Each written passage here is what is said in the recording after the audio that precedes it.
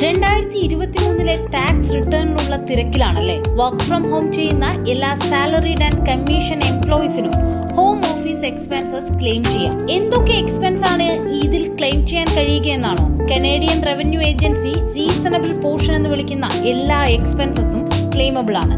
Electricity, heat, water, home internet access fees ഒക്കെ claim ചെയ്യാം. വീടിന്റെയോ അപ്പാർട്ട്മെന്റിന്റെയോ വാടക ക്ലെയിം ചെയ്യാം. സ്വന്തമാണെങ്കിൽ പറ്റില്ല. മെയിന്റനൻസ് ആൻഡ് മൈനർ റിപ്പയർ കോസ്റ്റുകളും ക്ലെയിമിൽ ഉൾപ്പെടുത്താം.